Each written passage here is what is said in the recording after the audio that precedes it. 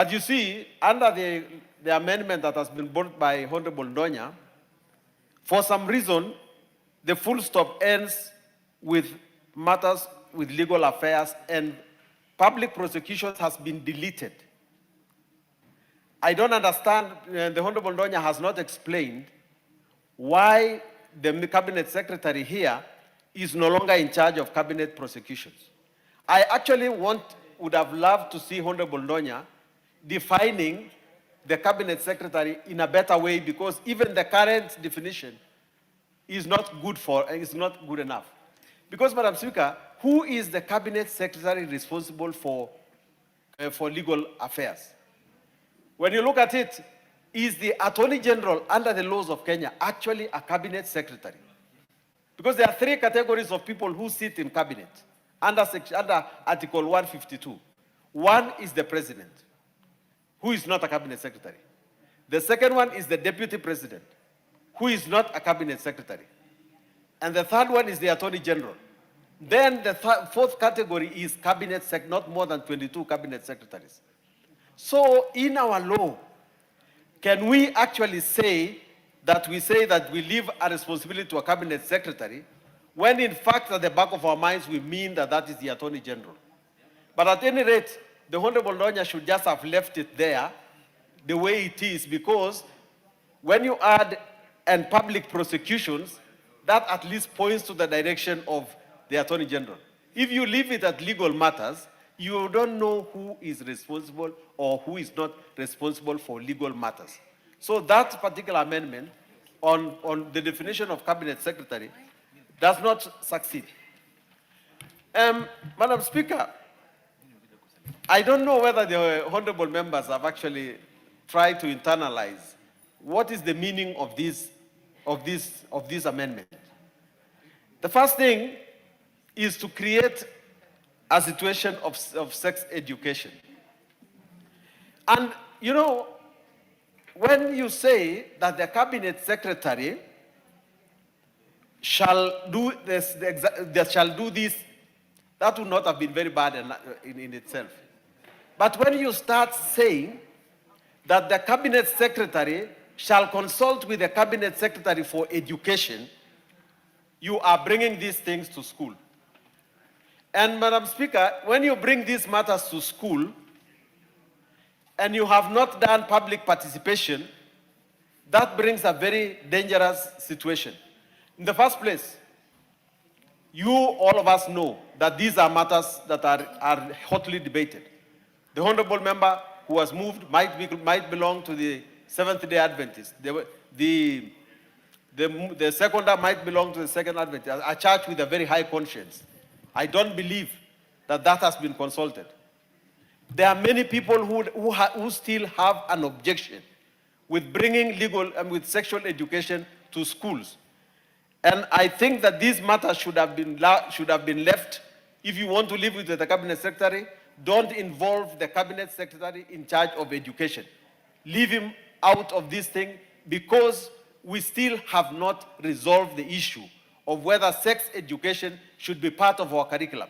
When the honorable member from Kiambu says that every morning this matter should be said at the assembly, that is dangerous. As matters of sex education should begin with the parents, should go to the church, should go to other people that train conscience. But when you try and say that you are bringing matters of the Sexual Offences Act into school and call it sexual education, Madam Speaker, don't bring it to school. Delete this part that says in consultation with the cabinet secretary for education. If you insist it must remain with the cabinet secretary, let it remain outside the school. Go and educate people in the barazas.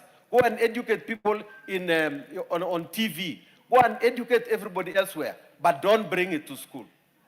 Then, Madam Speaker, there is a terminology. Honorable Member for Kilgoris, yeah. You know you are a very good debater, and you have a lot of experience, and you have been in this house for long. But I would like to encourage you to do your debate.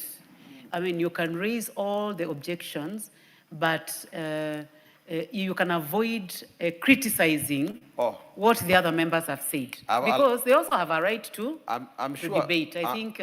I'm sure, Madam Speaker, I'll also be... Don't hit them too hard. All right. Don't hit us too hard. I'm sure I'll also be answered, Madam Speaker, because I'm not the last speaker. There's still 2.5 hours, and I'm sure somebody will have something against what I've said. Madam Speaker, when you look at that under the new section 46A, this thing has introduced another terminology called teenage pregnancy. Teenage pregnancy, Madam Speaker, is not defined, excuse me.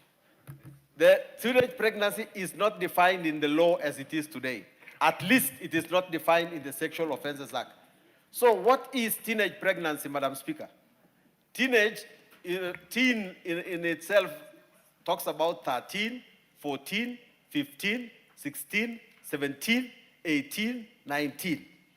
The law draws a line at 18. 18 and 19 have nothing to do with law. So what is teenage pregnancy? So let us not try and introduce another terminology that doesn't exist. And I'm putting this as the lenses of a lawyer, not of I'm not arguing a philosophical thing. When you hand over this law to the lawyers, how will they interpret this law? It is not going to be interpretable in any way. And lastly, Madam Speaker, there is a principle of law that says that the law cannot act in vain. So, if you say today that we are going to promote public awareness and sexual offenses through nationwide education and so on, how is this law going to be implemented? You should be able to say, to specifically legislate on what should be done, so that we know exactly how this law is going to be done. And Madam Speaker, you yourself, when you are debating, said that we must have money to put in this thing, that money is going to be required. The mover of the motion, while stating this, puts a statement and says, this bill does not require any money. It is not a money bill. Don't you think, Madam Speaker, that this bill requires money? Don't we need to be honest that we require to change something so that we can be able to accommodate this financially? Madam Speaker, with a heavy heart, I do not agree.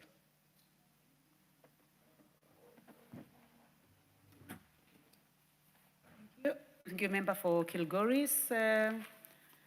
The Honorable Karoli Omondi, Member for Suba South. Thank you very much, Honorable Speaker. I actually rise to support, but I believe there's still a bit of work to be done on this particular bill. I think a country that does not support or protect its women is a country without a future. And if you clearly understand the various definitions of sexual offenses, then you will understand that this particular problem affects both boys and girls. Actually, there's a lot of sexual violence against boys which is not talked about and which is not made public, simply because there's even more greater stigma about that than sexual violence against girls. I also agree that there's need for increased promotion of public awareness about sexual offenses. But I would have proposed, and I would like to suggest to the proposer of the bill, that we focus on mainstreaming sexual education or discussion about sexual violence against persons, whether boys or girls. The way this is done in many jurisdictions is that even in places of employment, there's a requirement that employees are taken through some education process of what sexual offenses are. And this would also apply to institutions of learning. It would apply to places of work. It should be in a matter of mainstreaming, even in all activities, even within government structures. Newly recruited staff or regularly, people should be taken through some form of education about or promotion of sexual awareness about sexual offenses. Sexual offenses, if you look at the Act, include rape, attempted rape, gang rape, indecent act, which many people don't understand what that is. Sometimes standing closely to the person of the opposite gender, extending your hand to places that you should not, rubbing yourself against them. Some things that people take to be normal socialization processes, but which actually under the act are criminal activities. Sexual assault, it does not necessarily include violence. It could just include the soft touching of a female's body without her consent in a lift, which a lot of our people don't understand. Child pornography is very clear, but also issues of sexual communication with young children. But there's even a bigger problem here when it comes to transmission of sexually transmitted diseases, which again is actually a sexual offense. When you deliberately infect somebody with an STI or HIV or whatever it is, whether in marriage or out of marriage or in a relationship, even when there's consent, but there's consent to the sexual act, but not to the infection itself. So I think we need to really try and understand and go further. And I would encourage Mheshimiwa Donya to expand some of the remits of the bill so that we also include awareness, even counseling in churches to those who are getting married, that you can actually commit a sexual offense in a marriage, in counseling. For me, it is one of those things that I've proposed under the Education Laws Amendment Bill, which was published and will be in the House soon, under nationhood science, so that it is mainstreamed as part of our education system curriculum, that people are taken through this. That is what happens in other jurisdictions, where children are taught how to relate with each other, how not to commit sexual offenses against each other. But as chair of Constitutional Implementation Oversight Committee, I did visit several prisons in Kilifi County, both women and male prisons. And what surprised us was the high number of young boys accused of defilement. You see, there is a terminology, use of penetration, when you're committing certain sexual offenses. But there are instances where penetration is not an element of crime, where, you've touched somebody or you've sexually assaulted them. But if you go to the prisons in Kilifi, majority of the offenders are young men under 18 who had sexual intercourse with girls who are under 18. It is a problem, and we need to address this. What happens when teenagers who have become sexually active between certain age but have not become adulthood engage in consensual sex? It is the boy who pays the price. And I saw them, many of them, they were the majority of people in remand, of people who have been jailed. Yeah, but when you look at the files and you talk to the prisoners and you talk to the court assistants, they engage in consensual sexual acts with their contemporaries, age mates. I think we need to look at this.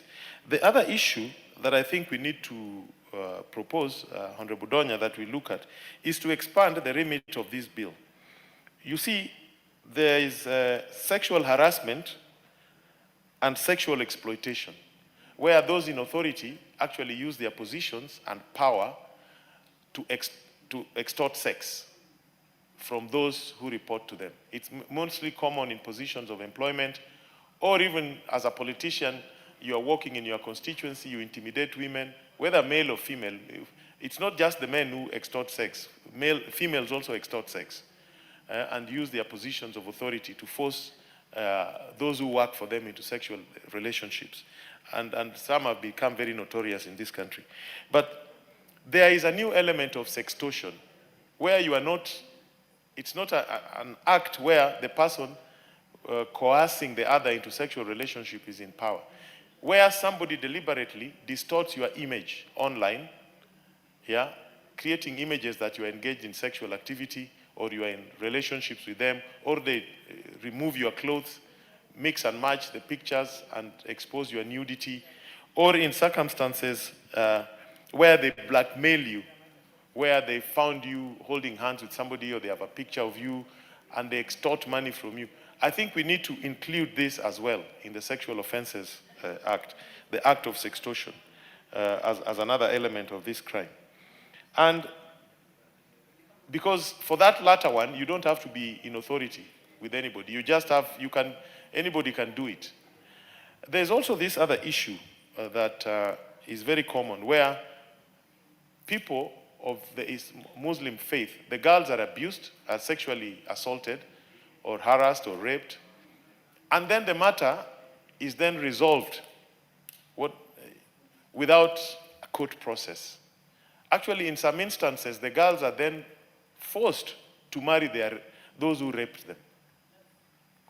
Which, there can be no more grievous assault after that. So I think we should have express exclusions when it comes to sexual matters. Madam Speaker, I have a point of order. Yeah, when you have sexual offenses, the matter must proceed naturally to a court of law for adjudication. Order, member, order, Yes. Wakili. Let me use his mic. Order, Honorable Karoli. Yeah, thank you. There is a Madam point Speaker. of order by the member for Changamwe. Madam Speaker, Honorable What is out of order, Mheshimiwa? Honorable Karori has actually insinuated that Muslims normally do such arrangements. I want to point it to him that we do not allow such things in our faith. If it happens, then it happens not because they are Muslims, but because they are just human beings. So that Muslim faith should actually be removed. And I think this is also applicable to non-Muslims. They do such arrangements as well. So I just wanted that insinuation of the Muslim faith to be removed from his speech. Thank you, Madam Speaker. So what is out of order is the subject of the Honorable member being truthful. Yeah. Okay, Wakili? Maybe with... No, I want to give him a chance to, he is the one who was on the floor debating, so if you would like to comment on it. What my dear friend should have asked me is to add Christians as well, because it is happening in both, but not to exclude Muslims, because it is happening amongst them. The other day, there was a big documentary on NTV in Wajir, where girls came and clearly said, I was raped. The family came, said I should not file a complaint in court. And there was even a suggestion that dowry be paid and she gets married to her rapist. It was there. So let me put it this way. Both Muslims and Christians who practice this, we should not allow it. Yeah, but we cannot close our eyes to it. It is happening in all faiths and in all communities. So I think if somebody commits rape or commits any form, the forms of sexual offenses, the matter should be addressed in court. And there should be no pathway to settlement out of court in crimes such as this. And finally, what is now happening is that there should be, no limitation. We have something called limitations in law, time within which certain things must be done. Good luck for criminal activities, there are no limitations. So even if you committed a sexual violent act against a woman 20 years ago, if there's still witnesses, you can be prosecuted. With all those remarks, I support and I propose that the proposer of the bill allows certain amendments to be introduced to strengthen her bill. Thank you very much. Thank you very much. The Honorable Lisa Chelule.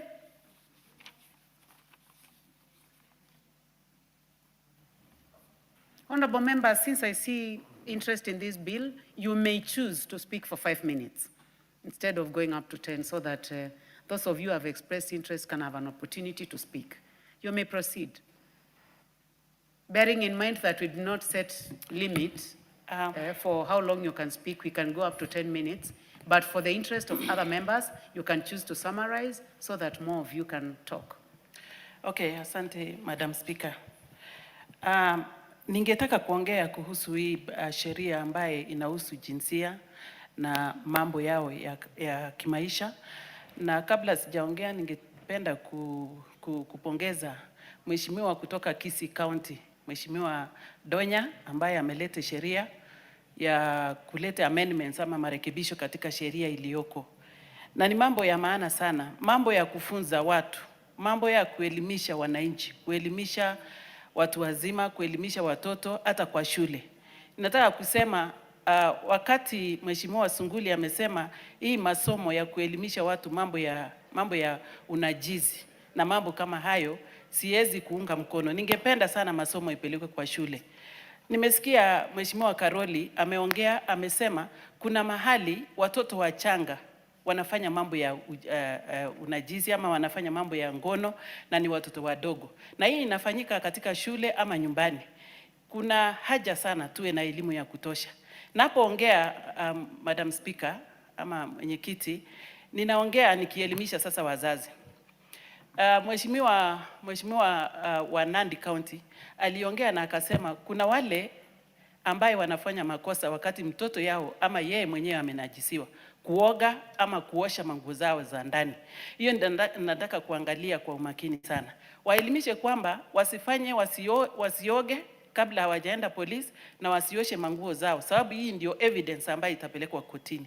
Leo hii tunapoongea ni kitu ya maana sana, na nataka kupongeza wajumbe kina mama na wajumbe kina baba ambaye wameongelelea hii sheria. Hii ni kusema sisi wote hatuwezi kiketi chini na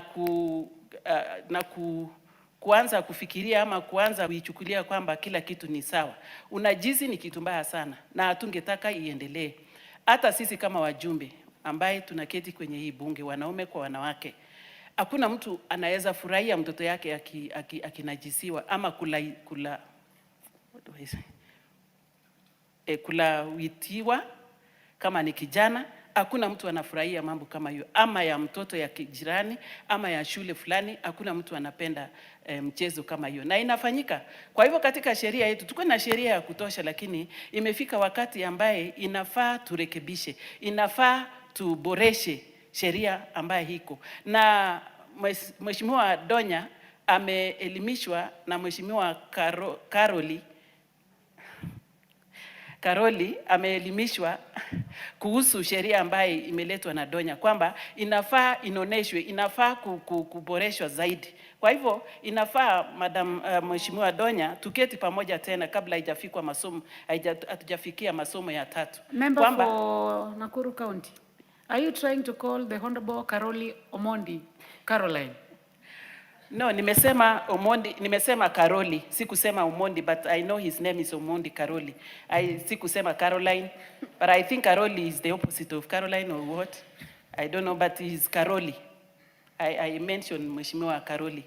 So, Madam Speaker, ninataka tu kusema mimi kama mjumbe kutoka Nakuru, ninaongea na wazazi. Na ni kwa nini ninaongea na wazazi ama relatives ya wale watoto ambaye wamenajisiwa, wamefanyiwa kitendo mbaya, kwamba si vizuri kuketi katika kijiji pia ama kule polisi kuketi na kuongea mambo ya kienyeji na kuongea mambo ya kuhongana kama wazazi, kupatiwa pesa kwa niaba ya yule mtoto mdogo ambaye yeye hajui ni nini inaendelea katika maisha yake.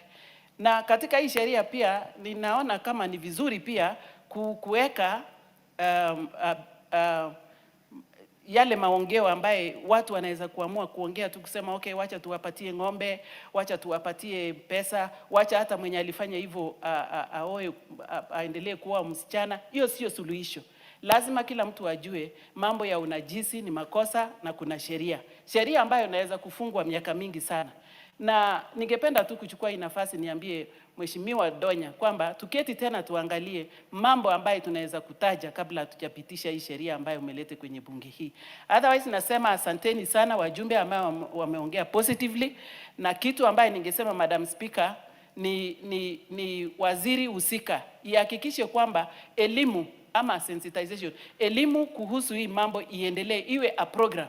Hata kama ni program ambaye wataweka kwenye vernacular station ama zile stations ya kinyumbani, ili kila mjumbe hapa wawe wakiongea kuelimisha watu pale nyumbani, ama iwekwe katika curriculum ya masomo yetu katika nchi yetu ya Kenya. Tuhakikishe kila mtu amejijua, msichana amejijua, kijana amejijua, wanajua unajisi ni nini na ni nini na steps gani itafuatwa wakati imefanyika. Asante Madam Speaker.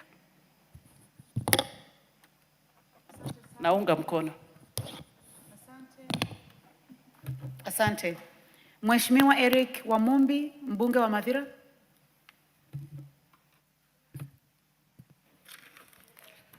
Thank you, Madam Speaker. Madam Speaker, I also rise to support the second reading of the Sexual Offences Amendment Bill 2023. Madam Speaker, sexual offences have now become too much in this country. And as a country, it's the high time we have a serious conversation about this matter, Madam Speaker. And in Madera constituency, we have a very sad case that happened yesterday of a 9-year-old girl, Chantel Waruguru, from a village called Kianjogu, who was raped, killed, and thrown into a Petra train, Madam Speaker, yesterday. And it is alleged that it was done by her uncle. I strongly condemn that incident, and I'll be joining the peaceful people of Madera who will be walking in Karatina on Saturday from 9 a.m. to condemn that act. And I want to agree with my colleagues who says that a rape case should be between the state and the rapist, because we have seen so many cases of out-of-court settlement. And a rape case, a rapist should be denied, just like a murderer should be denied board. And I must thank the member for Kisii for coming up with this amendment so that we make sure that we have this conversation as a country. Madam Speaker, we have structures. And I agree we need to do sensitization. Many times we talk about tree planting, we talk about lifestyle diseases, and we do a lot of sensitization to these agendas. We have enough structures. We have GAO officers, we have county health promoters, we have so many structures that we need to use to sensitize our people on this matter. And I also think, Madam Speaker, that the next public holiday should be themed under this matter, so that as a country we speak, we have a conversation, we find solution, we sensitize our people on the consequences. Because most people don't know the consequences of these offenses. And I join the other colleagues who are saying that we need to elaborate and widen this discussion. Just because the member for Kisii has brought it up, we need now to ignite this conversation, widen it, broaden it, so that everyone is sensitized. The churches, the GAO officers, all the structures we have, we make sure that we are having this conversation as a country. So, Madam Speaker, I support the second reading. Thank you very much. Thank you very much. The Honorable David Ndakwa, member for Malava.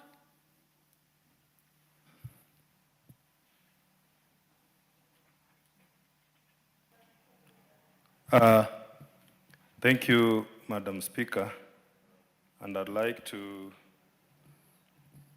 congratulate Honorable Doris Donya Aburi for coming up in her own wisdom with this bill of sexual offences awareness, number 78 of 2023. Madam Speaker, looking at this bill, there is a section whereby it is stated that the Cabinet Secretary should establish a program to safeguard, protect, and promote the right to education of victims of sexual offenses.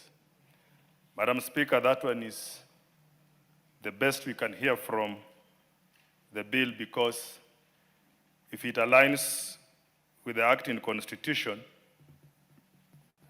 the society will be a safe place to live. Madam Speaker, providing public awareness on sexual offenses, it builds a safe society and it gives a face to a responsible society, and the society becomes informed. Madam Speaker, when we educate people about sexual offenses, it constitutes for them to know what is right for them by understanding the boundaries, by understanding the consent. Madam Speaker, it tells them what the law states, and this reduces the cases significantly in abuses. Madam Speaker, the vulnerable groups, whom I'm calling the children, people living with disabilities, marginalized groups, are the most affected because they have no voice. But Madam Speaker, if we have public education, it empowers these vulnerable groups, and it gives even the guardians of these vulnerable groups to have the knowledge on how to identify, prevent, and report these cases. Madam Speaker, when cases go unreported due to fear, stigma, and ignorance, it is because most of the society have no awareness means. That is why if programs are put in place to help the victims understand their rights and available system to keep support, like the police, like the hospitals and the counseling services, we can reduce sexual offenses and we can have a society that has a face. Madam Speaker, when we have informed communities, they become aware and safeguard.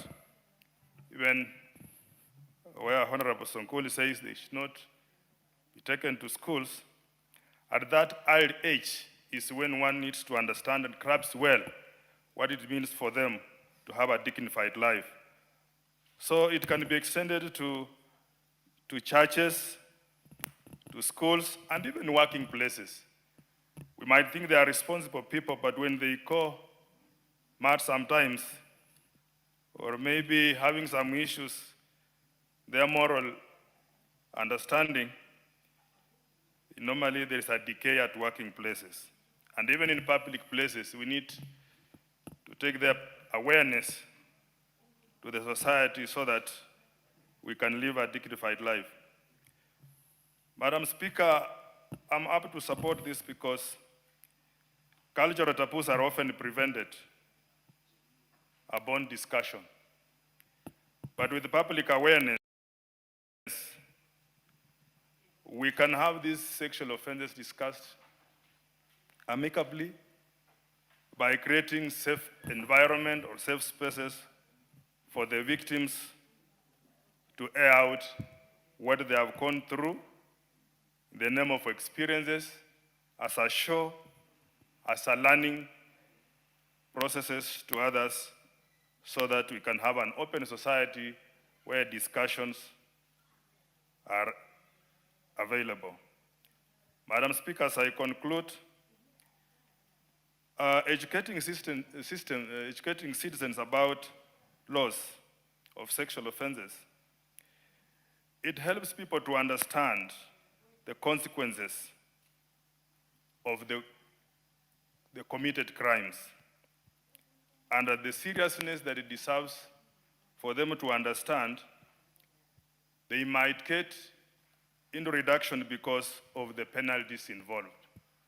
Therefore, Madam Speaker, in her own wisdom, I give support to Honorable Doris Donya to come up with this bill that is very essential and very important to our society.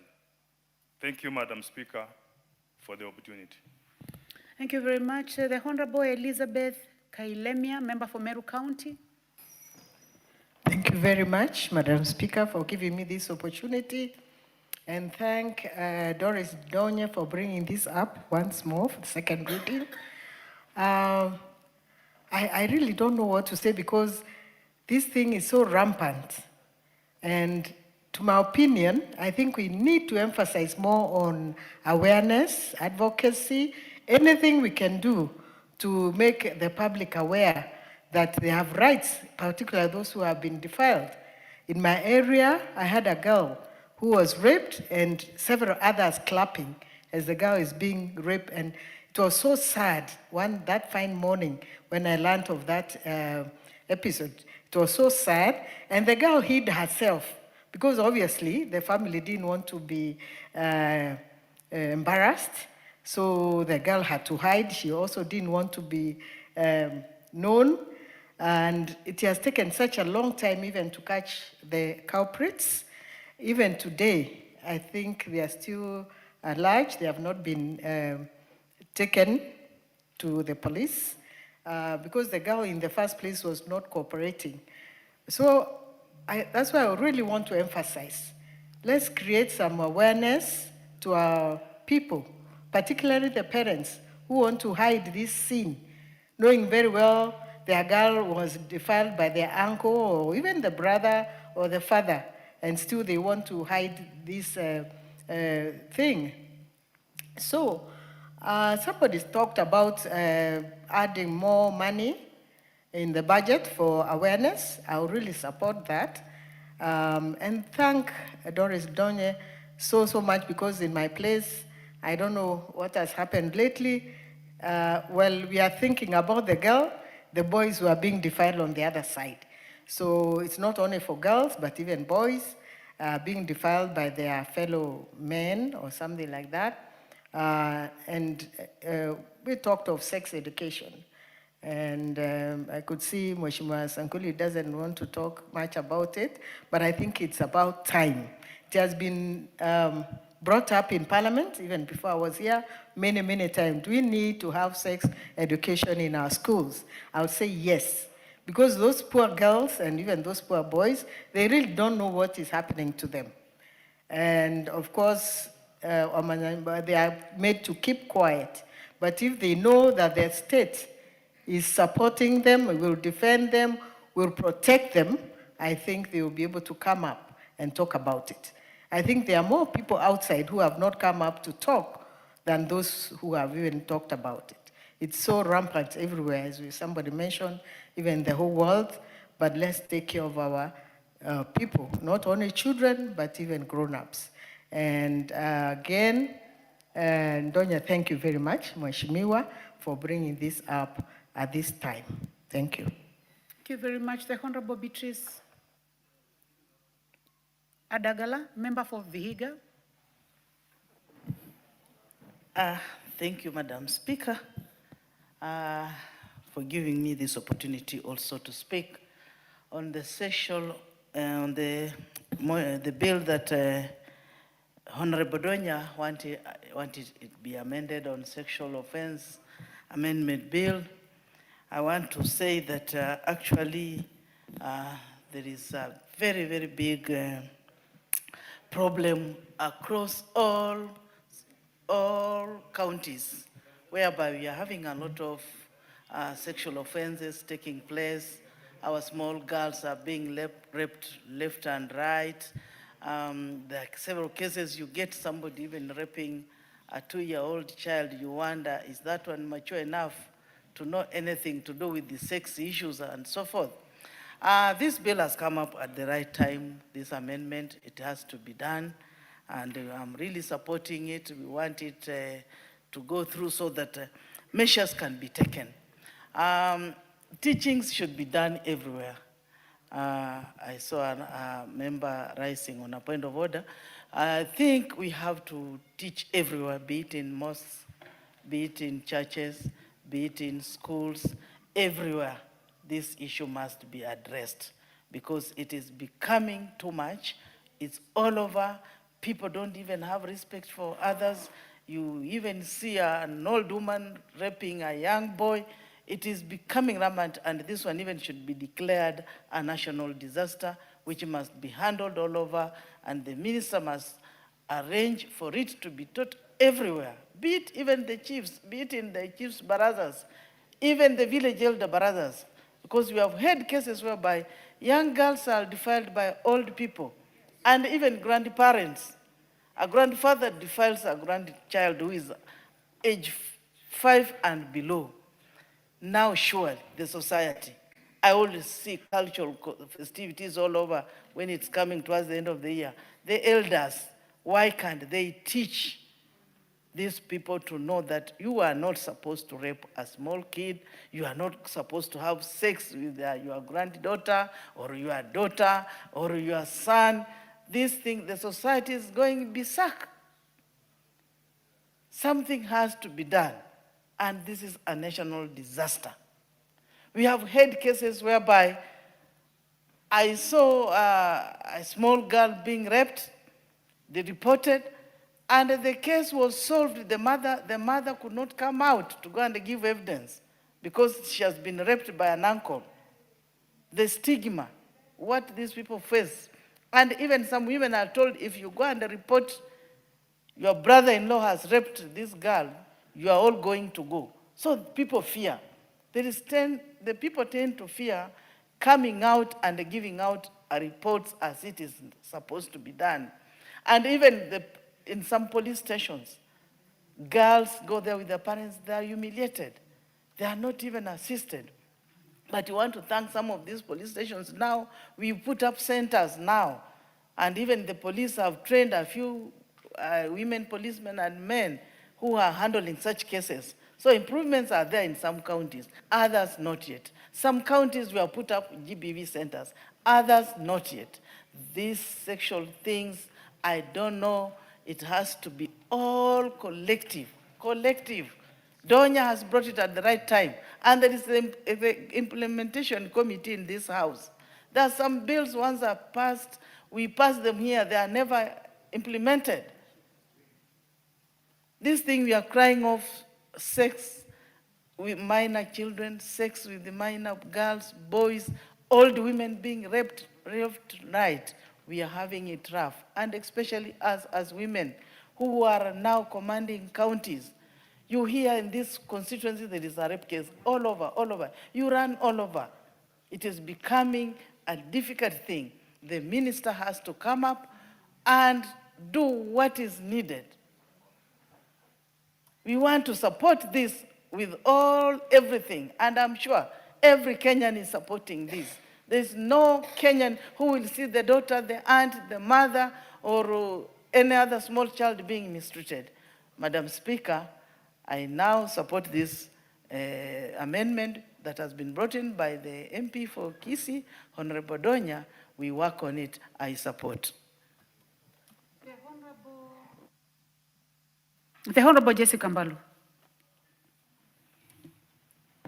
Member for Kibwezi East. Thank you very much, Madam Speaker, for giving me this opportunity. From the onset, I want to say that I support the bill by the Honorable Donya. Donya was once a member of Wiper Patriotic, and we know what she's able to do. Honorable Speaker, this is the bill number 78 of 2023, that is the Sexual Offences Amendment Bill 2023, National Assembly Bill number 78.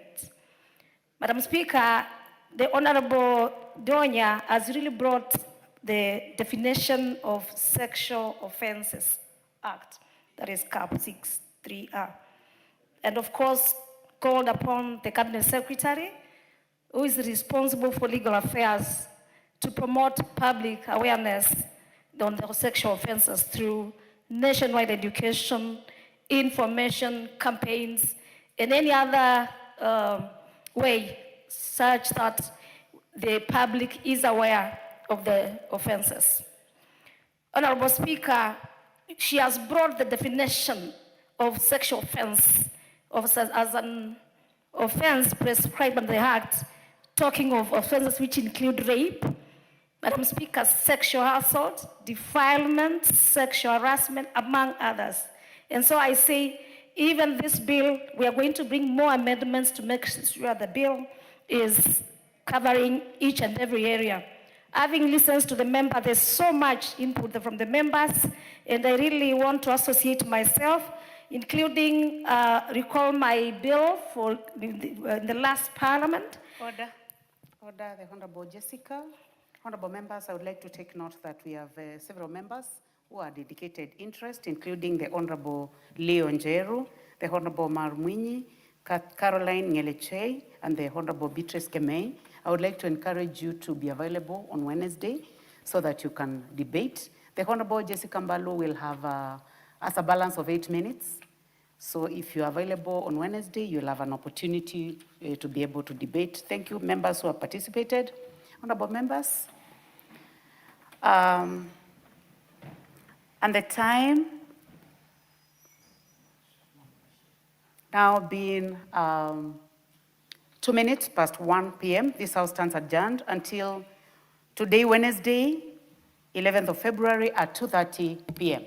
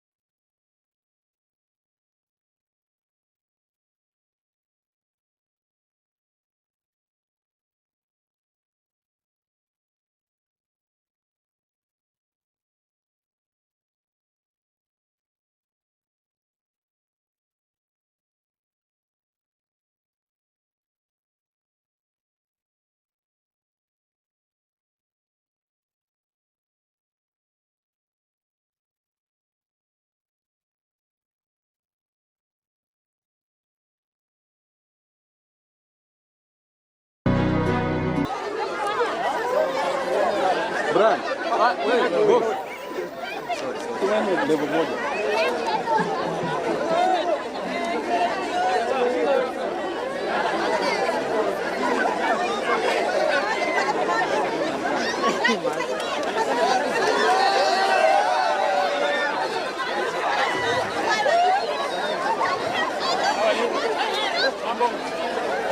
Sikili tuacha.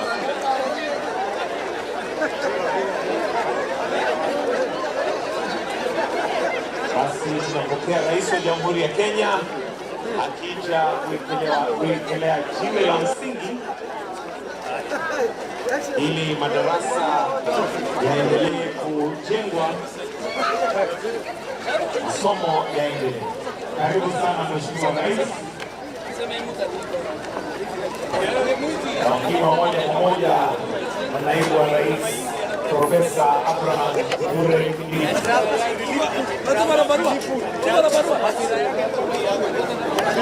Yes.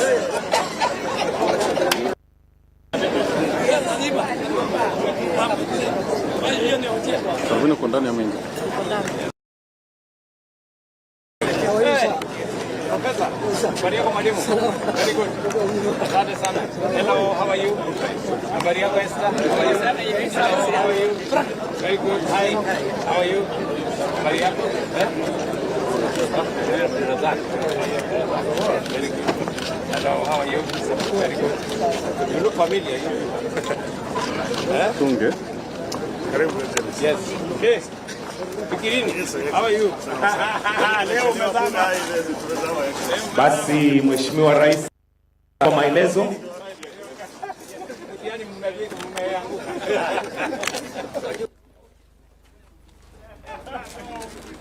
So utashika na hivi ndio na. Kwa maana Rais aelezewe vile shule inavyokaa.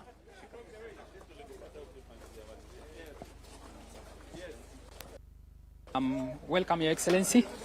My name is Engineer Mol Duncan. How are you? Nzuri sana. So what we are putting up at Garissa University is a two-story tuition facility, which is supposed to house 1,100 learners. And it's due to the proposal that you sent to Madam Karen Basie, and she was able to send us here to come and put it up. From it being two-story, maybe I can explain what we have at the ground floor. So at the ground floor, maybe if I can just explain from what is behind us here. So this is the ground floor. So we have the auditorium, which is able to house a total of 500 learners. So it has two levels. It has the ground floor and the first floor level. Then we have 2 lecture halls at the ground floor level that are also able to house 100 learners each. Then we have a lab, the science lab, and we have the innovation center, which is also able to house 100 learners each. So when you come to the first floor, just as I informed you that the auditorium covers 2 levels, so it's a double volume. So we have 200 learners will be at the first floor level and 300 learners at the ground floor level. So at the first floor level, we also have the science lab, and we also have the ICT lab. Very good. And then we also ICT can accommodate how many students? 100 as well. Okay. Yes, and we have an innovation center which can also accommodate 100. And as part of the works, this is going to also cover the equipping. So we are constructing and equipping it fully at a total of 279. And we've also, where you are currently, you're feeling a lot of heat. So we've taken care of that with these sunshades. Sorry, Your Excellency. With these sunshades over here. Okay. And then the windows also allow cross ventilation. If you look at the sunshades are also on this other side. So that is what we are putting up here. Asante. Asante sana, Mheshimiwa. Thank you. Thank you very much for responding. Thank you so much. Very much for responding. You're done.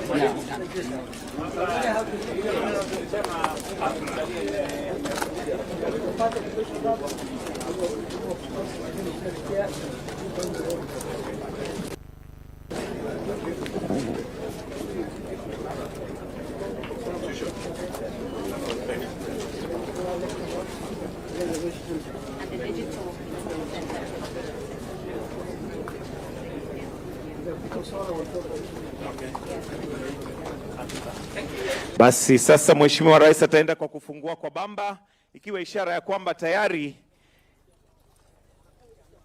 hizi classrooms ziwe tayari kwa muda mfupi. Tumpigie makofi tafadhali. Hongera Your Excellency.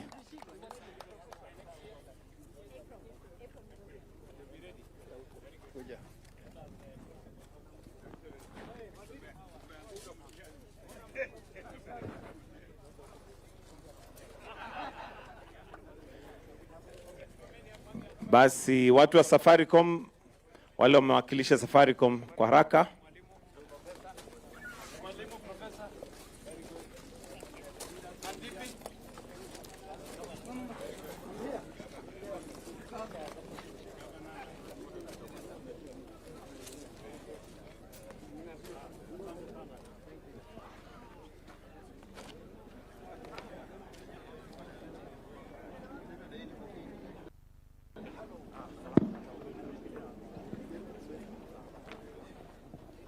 Basi sasa Mheshimiwa Rais ataenda kwa